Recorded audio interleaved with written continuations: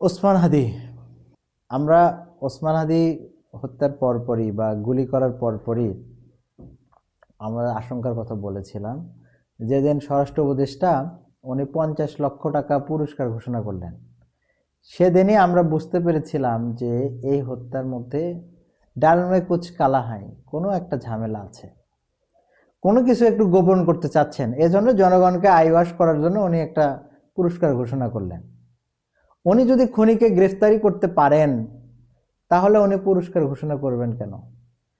তারপরে ডক্টর ইউনূস ওনার জানাজায় এসে হাদির বিশ্বাস স্বপ্নকে ধারণ করবেন, এই করবেন, হ্যান করবেন, ত্যান করবেন, অনেক কিছু করবেন, বিচার নিয়ে উনি একটা কথা বললেন না।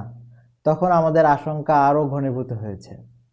সর্বশেষ যখন হাদি হত্যার মূল পরিকল্পনাকারী একজন ওয়ার্ড কাউন্সিলর, হাউস এলুকাস ওয়ার্ড কাউন্সিলর হচ্ছে এর পরিকল্পনাকারী, মানে এটাকে একটা সিলি পর্যায়ে নিয়ে যাওয়ার জন্য যা করা দরকার সেটাই করা হয়েছে।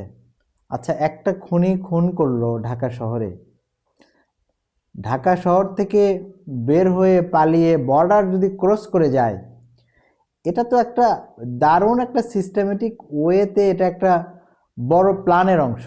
এই প্ল্যান একটা ওয়ার্ড কাউন্সিলর করছে, আমাদেরকে বুঝালেন, আর মানুষ বিশ্বাস করলো। এত পাগল ছাগল তো বাংলাদেশের মানুষ না ভাই। এই পাগল ছাগলের মনে করা বাদ দেন।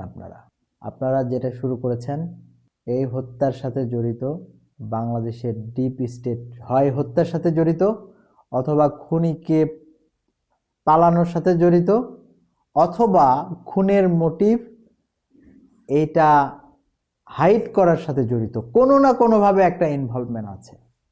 তা না হলে খুন করার পরে আপনারা বর্ডার সিলগালা করলেন না, খুনি পালিয়ে যাওয়ার পরেও আপনারা হানা কিছু বললেন না, অথবা পালিয়ে গিয়েছে নাকি আপনাদের কোনো জায়গায় লুকিয়ে বিভিন্ন ধরনের ভিডিও দিয়ে জনগণকে বিভ্রান্ত করছে, আপনারা এই সব বিষয়ে তো কিছু বলবেন না, কারণ এগুলোর সাথে আপনাদের কোনো না কোনো ধরনের ইনভলভমেন্ট আছে।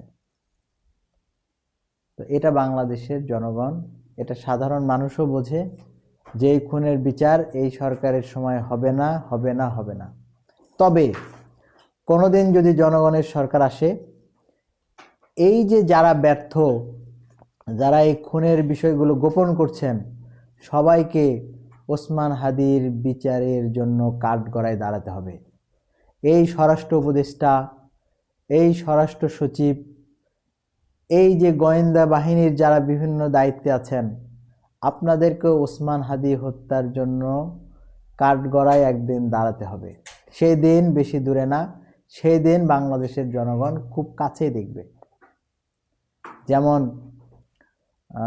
এখন কাঠগড়ায় অনেকে দাঁড়িয়ে আছে না গুমের জন্য, বড় বড় গোয়েন্দা সংস্থার প্রধানরা দাঁড়ায় আছে, আপনারাও দাঁড়াবেন। আপনারা যদি বিচার করতে না পারেন, চাপ সামলাইতে না পারেন, পদত্যাগ করেন। এই অভ্যুত্থানে তো আপনাদের কোনো ভূমিকা নাই। আপনাদেরকে জনগণ একটা দায়িত্ব দিয়েছিল, আপনারা দায়িত্ব পালন করতে পারেন না, আবার বড় বড় কথা বলেন, এজন্য জনগণ আপনাদেরকে দায়িত্ব দেয় নাই। শরীফ ওসমান হাদি, তিনি আমাদের হৃদয়ে জাগরুক থাকবেন।